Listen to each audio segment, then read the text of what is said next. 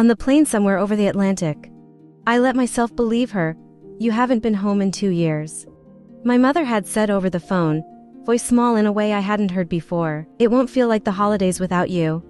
10 hours later, stiff and underslept, I stood on the porch with my suitcase and knocked. She opened the door, stepped aside, and said, "You'll babysit your brother's kids. We're leaving in an hour, no hello, no hug. Just logistics." I thought I'd measured. "Excuse me, your brother booked a last-minute ski trip," she said, already walking toward the kitchen.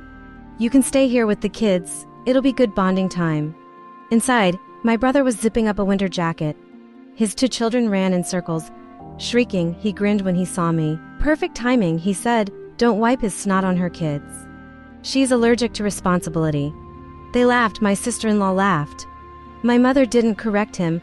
I stood there, suitcase still in my hand, feeling something familiar slide into place. Not anger, recognition. This wasn't spontaneous. The suitcases by the door were packed neatly. Lift tickets sat on the entry table. The trip had been planned. "You knew about this," I said quietly to my mother. She avoided my eyes. It just came together. I set my suitcase down carefully. I'd been the extra pair of hands since I was 12. The one who stayed home when they traveled. The one who rearranged her schedule. The one who could understand. And I had understood for years. I walked into the kitchen and poured myself a glass of water. No one stopped talking. They were discussing traffic conditions and dinner reservations near the resort. "I won't be staying," I said. My brother snorted. "Flight got you cranky." "No," I said evenly, "I won't be staying with the kids." Silence flickered, then passed dramatic. My mother said softly, "We counted on you." That word counted. I'd learned recently to pay attention to language. 3 weeks earlier, when she first begged me to come home, she'd sent an email asking me to confirm my travel dates so we can coordinate plans. I had replied with dates and attached a simple agreement drafted as a joke at first, outlining expectations for my visit. It specified that I would not be responsible for child care without prior written consent and compensation. She'd replied with a thumbs up emoji and "sounds fine." I doubted she'd read the attachment. Now I pulled my phone from my pocket. "I won't be staying," I repeated. "But the kids won't be unattended?" My brother rolled his eyes. "What does that even mean?" It meant I had anticipated this. When I sensed the tone of her requests, the urgency, the vagueness, I contacted a licensed holiday child care agency near their town. I explained the situation in neutral terms. I scheduled coverage for the exact dates I'd be there just in case. The agency required a signed authorization from the homeowner. I forwarded the same agreement my mother had already approved in email with a digital signature platform attached. She had clicked and signed without reading. At 3:05 p.m. the doorbell rang. No one moved at first. I did. On the porch stood a woman in a navy coat with an ID badge clipped to her collar. Behind her, a compact car with the agency's logo on the side. "Good afternoon," she said pleasantly.